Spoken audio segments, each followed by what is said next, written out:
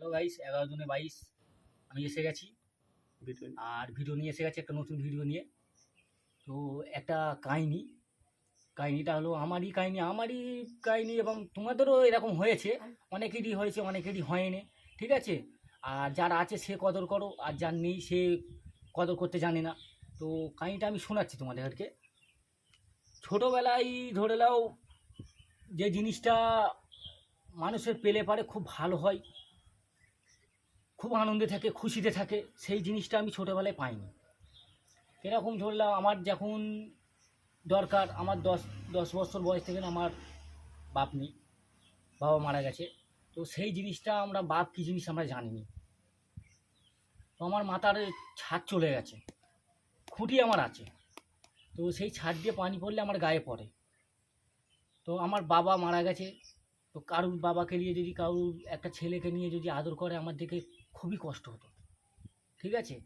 তো সেই কষ্টটা এখনও পর্যন্ত আমার এত বড় হয়ে গেলে পরেও কিন্তু তবুও দেখে আমাদের কষ্ট হয়। কারণ বাবা, ঠিক আছে, আমার ছাদ চলে গেল মানে খুঁটি আছে। তো খুঁটি আছে মানে খুঁটিটাকে আমি অবশ্যই কদর করি। খুব খুব ছোটোবেলা দিয়ে আমার বাম্মা আমাকে খুব মানুষ করেছে, খুব কষ্ট করে মানুষ করেছে। হ্যাঁ, মানুষ করার পরে আমরা এত দূরে পৌঁছেছি। আর কাহিনি যে কোনো কাহিনি বললে পারে একটা না খুলে বললে পারে মানুষ বুঝতে পারবে না। তো ওই জন্য আমাকে সব জিনিসটা খুলে বললে তবে তোমরা বুঝতে পারবে। ঠিক আছে? তো ওই জন্যে আমি জিনিসটা খুলে ভালো করে একদম আমি বলতে চাইছি যে যার বাপ আছে, হ্যাঁ, কদর করো। যার মা আছে কদর করো। যার বাপ নেই, হ্যাঁ, মা আছে তাকে কদর করো। তো মা বাপ হারানোর কী যন্ত্রণা সেটা যার কাছে সে বোঝে, সেটা আমি ভালো করে বুঝি। আমার বাপ চলে গেছে, আমি ভালো করেই বুঝি যে কী কদর। তো আমরা অনেক কিছুই দেখি অনেক ভিডিওর মধ্যে, বাপকে না খাওয়াতে পারি সে বাপকে সাইড করে দাও, কিন্তু ওইভাবে মারধর করা আর করা ওগুলো ঠিক না, ওগুলো করবে না। কারণ তুমিও একদিন সেই জায়গায় পৌঁছাবে, তুমিও বাপ হবে, তুমিও একদিন মা হবে। হ্যাঁ, তো তুমিও সেই ফলাফলটা পাবে। যদি তুমি বাপ মায়ের সঙ্গে ভালো ব্যবহার করো তাহলে তুমিও সেই জিনিসটা ভালো পাবে। তাহলে বাপ মায়ের কদর করা শিখতে হবে। বাপ মায়ের কদর করলে তবে সেই জিনিসটা তুমিও পাবে।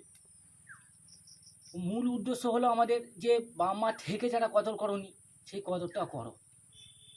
আর যার বাপ মা আছে তারা অবশ্যই বাপ মাকে ভালোভাবে ব্যবহার করবে। আর যার নেই, ধরে নাও মা নেই, তারা দোয়া খায়রাত করবে। আর যার বাপ আছে, বাপ নেই, মা নেই, মোটামুটি দোয়া খায়রাত করবে। ঠিক আছে? তো করলে পরে তারাও একটু শান্তি পেলো, আরামে থাকলো। আর নাহলে বাপ চলে গেছে, মা চলে গেছে, তাদের ভুলেই গেছো, মনেই করে রাখোনি, তো তাদের কাছে মাঝে মাঝে মনে করবে, তাদের হয়ে দোয়া করবে, দোয়া খেরাত করবে, আশীর্বাদ করবে। হ্যাঁ, তাহলে মোটামুটি কথা সব জিনিসটার ফল পাবে। তবে তুমিও একদিন সেই জায়গায় পৌঁছাতে হবে আমাদের এখানকে সবাইকেই। আজকে আমি এই ভিডিওটা এই কারণে বানালাম, তো আমার বাপের কথা সবসময় মনে পড়ে বলে সেই জিনিসটা আমি আজকে তোমাদের কাছে তুলে ধরলাম। তো তোমাদের তুলে ধরলে এই ভিডিও, এরকম ভিডিও কেউ সবাই বানাবে না, কারণ এইসব ভিডিও চলে না ফেসবুকে। ঠিক আছে? তো সবাই বানাতে চায় না, ওই জন্য সবাই চাই কি যে এমন ভিডিও ভিডিও বানাবো যাতে আমি ভাইরাল হয়। তো এই তাহলে সবাই যদি ভাইরাল হওয়ার চেষ্টা করবে তাহলে এইসব ভিডিওগুলো কে বানাবে? তাহলে মা বাপের কদর করাটা কে শেখাবে? তো সবাই তো আর ওটা জানে না যে মা বাপের কদর কীভাবে করতে হয় না করতে হয়। কেউ রেখে এলো অনাথ আশ্রমে, কেউ ফেলে দিল বাইরে। তো বাম্মা, ভাই তোমাদের বাম্মা আছে, তোমরা বাম্মার কদর করো, তবেই তো তুমি বুঝতে পারবে। আর যার বাম্মা নেই সে বোঝে বাম্মা হারানোর দুঃখ, আর যার আছে সে বোঝেনি। তো যখন চলে যাবে মনে করবে যে কী জিনিস আমরা হারানো, তাহলে এখন চলে গেলে এখন যদি তুমি হাই করো তখন আর পাবে না। এখন আছে ভাই, এখন কদর করো। হ্যাঁ, এই বলে আমি ভিডিও শেষ করুন। লাইক শেয়ার কমেন্ট করে দেওয়ার, কমেন্ট বক্সে অবশ্যই লিখে পাঠিও।